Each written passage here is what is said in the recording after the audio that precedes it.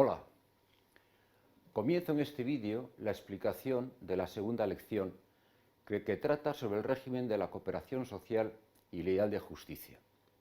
En la lección anterior quedó establecido que con la aparición de la inteligencia surge la especie humana, el Homo sapiens sapiens, abocado a vivir en un horizonte que trasciende su condición animal específica, pues por su condición inteligente ha de asumir a su cargo su propia existencia. La inteligencia abre en el hombre un hiato que no se da en el comportamiento de las demás especies animales, por el cual entre el estímulo y la respuesta se instala la decisión, una operación humana que sustituye el automatismo propio de las respuestas instintivas que rigen la vida animal, pudiendo elegir entre cursos alternativos de acción con la consiguiente experiencia de libertad. Por ello, no se dice que el ser humano se comporta, sino que se conduce, y con ello genera una identidad propiamente humana añadida a su animalidad, que es exclusiva de cada uno, como lo es la inteligencia. En este hiato entre conocimiento y acción es en el que se manifiesta la experiencia del deber, por la conciencia que tengo de que mi aspiración a la felicidad me obliga a hacer esto o lo otro, y como un deber primordial se me presenta el deber de cooperar con los demás, si quiero alcanzar unas condiciones de existencia o lo que suele denominarse un nivel de vida que de ninguna manera podría alcanzar si vivo aislado. Como estudiaremos más adelante en la lección tercera, esta necesidad de cooperar se manifiesta con toda su radicalidad en el estado de emergencia, en el que las relaciones de autoridad y subordinación adquieren una coloración específica, precisamente la de la urgencia. Helmut Kuhn, en su reflexión filosófica sobre el Estado, dice: en la súbita privación ocasionada por una catástrofe natural o social, el individuo es arrancado del sueño cotidiano de una supuesta autosatisfacción. Le asalta la conciencia de su dependencia de la sociedad y comprende que si quiere vivir, ha de seguir a aquellos que se ofrecen como salvadores, que dan la consigna en la común acción defensiva y que con una actitud responsable están dispuestos a convertir la voluntad común de supervivencia en decisión y en hechos. Pero el Salvador solo puede salvar si se le obedece sin condiciones. Así, la invasión de la necesidad exige en la vida social la sumisión libre, esto es, consciente de la necesidad.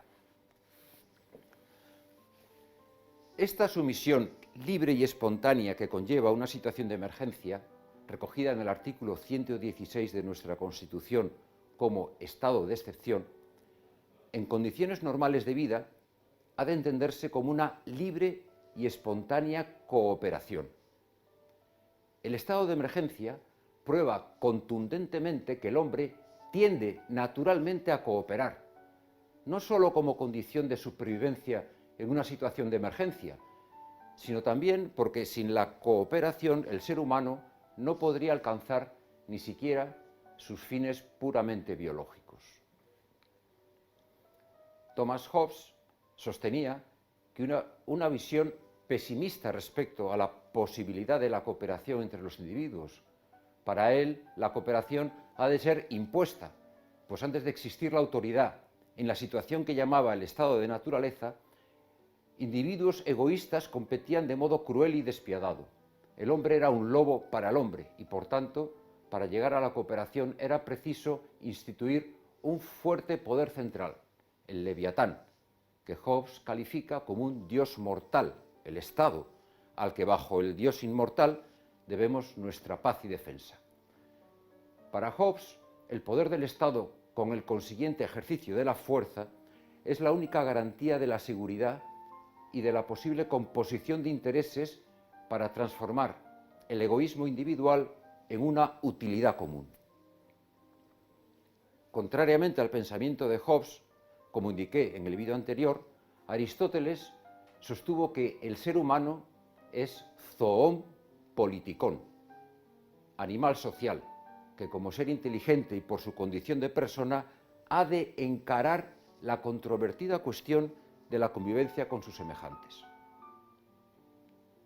En una primera aproximación es evidente que la mutua ventaja que se deriva de la cooperación y que fundamenta la existencia de la sociedad civil como una forma de vinculación humana distinta a los vínculos naturales por los que se generan las familias, proviene de la división del trabajo y la especialización en la producción de bienes, con el consiguiente intercambio de productos y su precio, que determina el valor de cambio en dinero.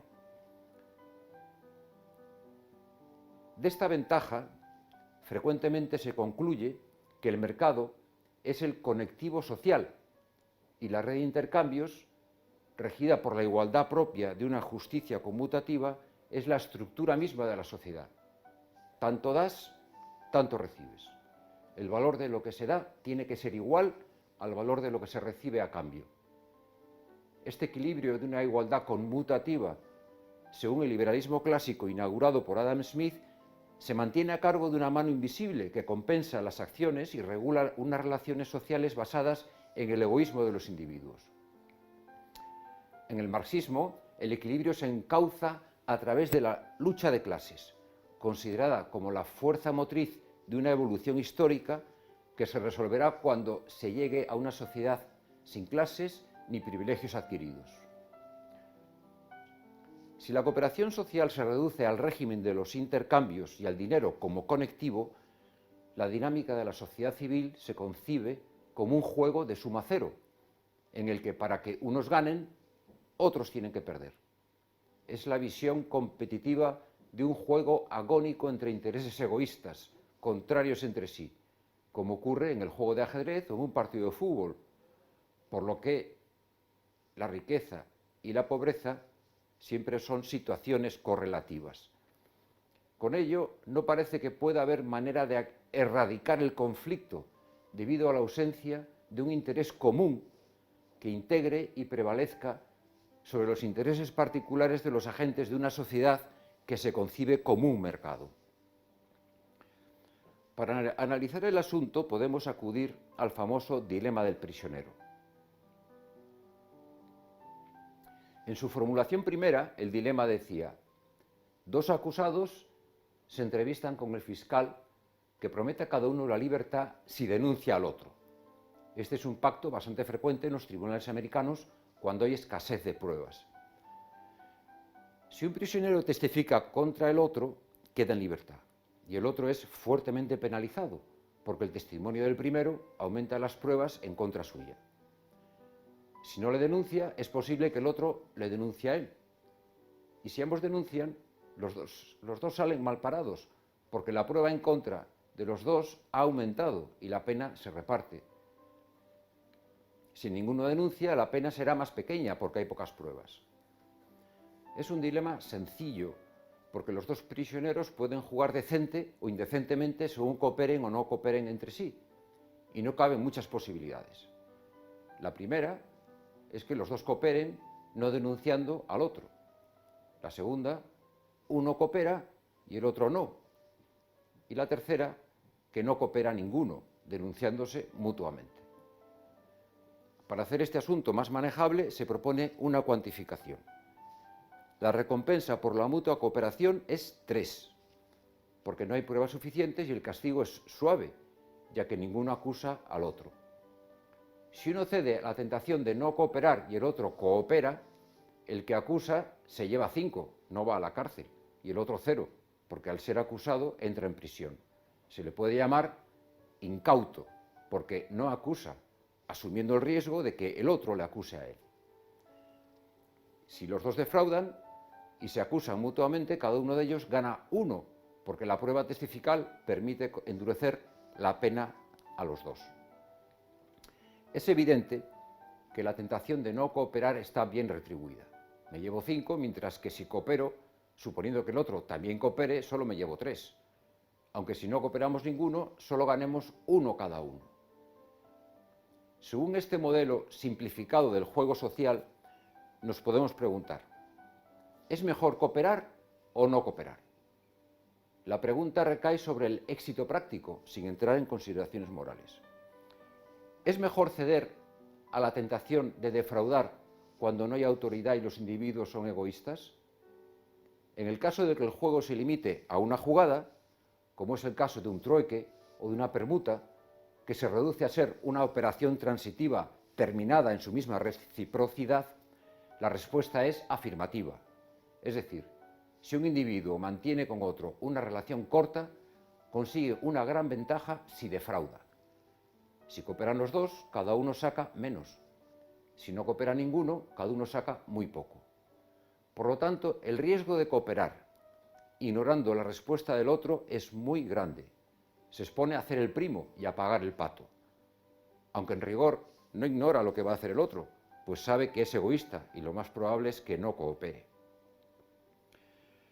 Por consiguiente, cuando se toma en cuenta el corto plazo, ceder a la tentación de no cooperar es ventajoso, porque si defraudo, puedo extremar mi beneficio si el otro no defrauda, aunque si él también defrauda, apenas saque nada.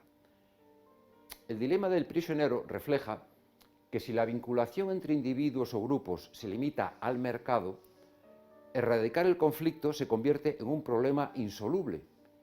Siempre habrá ricos y pobres, y no hay manera de evitar el conflicto social. ¿Por qué? Fundamentalmente porque la realización del ideal de justicia no se limita a la justicia conmutativa, ya que no se puede establecer con exactitud y con carácter general la igualdad aritmética de los intercambios. Basta una situación de monopolio o una mayor capacidad de resistencia de unos cuantos para situar a otros en la necesidad de pagar lo que se pida. Y la dificultad es todavía mayor si se introducen medidas forzadas de control burocrático para evitar el enriquecimiento injusto. En suma, hay que concluir que el intercambio de productos es muy ventajoso, pero no elimina la conflictividad. Sin embargo, hay conexiones sociales superiores, más estrechas e intensas, y por esta razón, la cooperación ha de concentrar su atención más allá del mercado y del régimen de los intercambios, con su problemática aspiración a la justicia conmutativa, y ha de ir al encuentro de fines comunes que sean refractarios al conflicto y a la desintegración social, sirviéndose para ello del diálogo en vez del dinero, como el conectivo en las relaciones sociales. Te espero en el próximo vídeo para seguir ahondando en este punto, que, como dije al comienzo, es un reto exclusivo de la especie humana, el de cómo encarar la controvertida cuestión de la convivencia con nuestros semejantes. Hasta entonces, adiós.